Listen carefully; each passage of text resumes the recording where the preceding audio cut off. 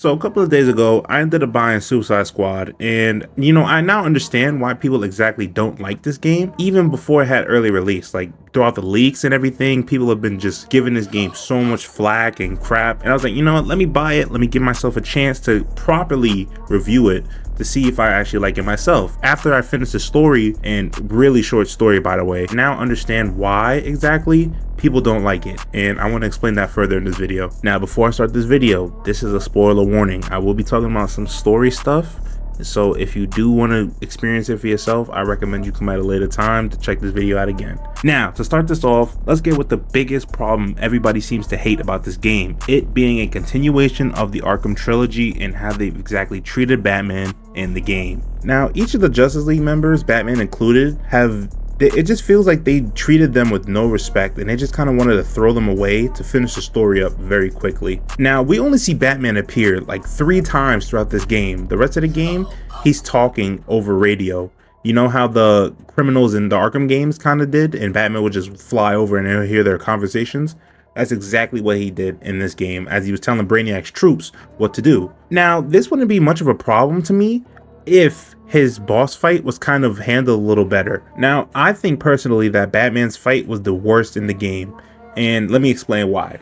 So imagine this, right? This is the Arkham Batman we're talking about, the trilogy Batman that Rocksteady set up. We already know how his resume was in the past 3 games.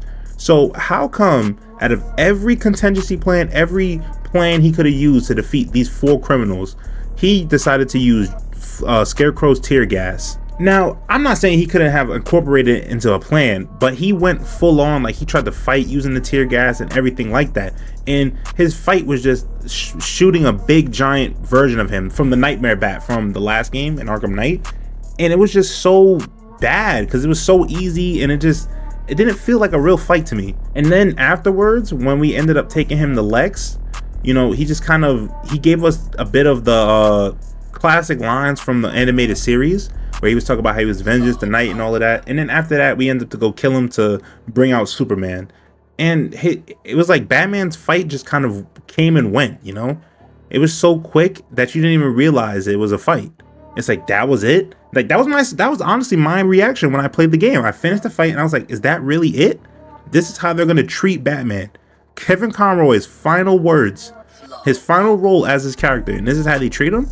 Like, I would be upset too. And I understand, I give them credit that, they probably didn't have any time to kind of change his lines over, considering that he did pass away during the game's development. And they did make up for it kind of with a thank you Kevin note at the end, with a little speech of just Batman kind of just nodding to him. And I do respect that. But if this game wasn't a part of the trilogy, we could have just brushed this under the rug, and then we would just be okay with Kevin just having his last role as this somewhat better. But the fact that it's connected to the games we grew up as a child playing, or as a young adult playing, and seeing how the game turns out this way, I would feel a little bit upset and disappointed as myself. But even without Batman's role, we still have to talk about the other Justice League members as well. And I'll just tell you, Flash, he just came and went. Superman was worse. He only showed up twice in the end game, and that was it. He just came the first time to kill Wonder Woman, the only person who somehow didn't get taken over, and the only person they actually mourned in the Justice League. Tell me that isn't woke.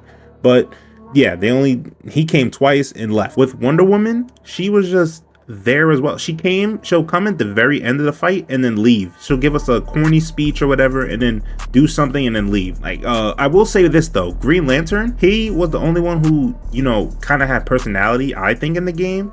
Like, he was a real threat, it felt like, and when you actually fought him, it did feel like that a little bit, until he started just spamming the same thing at the close to the end of the fight. Yeah, Green Lantern was the only one I actually felt that had real personality and character to his character.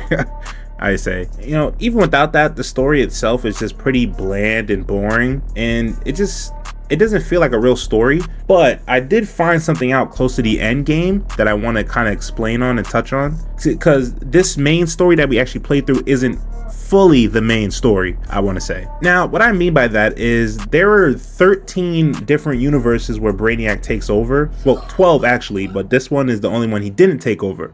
The point of the game is we're going to fight the remaining 12 Brainiacs, and then the story is actually finished. You know, that's actually when the Task Force X is disbanded or whatever, as what Waller stated in the end of the game with Lex Luthor. Now, this touches up on the second reason why people don't like this game, that being the live service, you know, content and gameplay that it offers. Now, I'm sure by me saying that, you already kind of cringe, because at this point, the live service model and the battle passes and stuff like that, it's all very played out and very boring to this point. These companies kind of do this now because this is what makes the most money, and it makes sense from a business point. They don't really care about the gamers, they care about the money. Now, I'm not saying their live service model in this game is going to be bad, because we haven't really, I want to say, experienced anything yet, as the game just came out, you know, so it's just the story, the main story right now, and a couple of side online missions you could do with friends and stuff afterwards. So there's not much out, but they're doing constant updates. Like they're adding banners and other little stuff as well to the game, and maybe it will work, but I'll touch up on it in the future if they do make updates about it. Now, to kind of end this off, I do want to say this. I don't think it's a bad game. I personally enjoy it a lot, and I find it quite entertaining at times, but some of the gameplay and the missions and stuff do get kind of repetitive. But if you can kind of push through that, you can actually find a decent looter shooter type game that has likable characters and quippy lines and stuff like that. Like, I do get why people are upset at Batman's part, and I do cut them some slack at the same time, as with, you know, they couldn't just not release the game after the game got so many delays and, you know, pushbacks, you know, and they can't just switch everything over because he passed. That wouldn't make sense when they already set these lines for him. So I do cut them some slack on the Batman parts.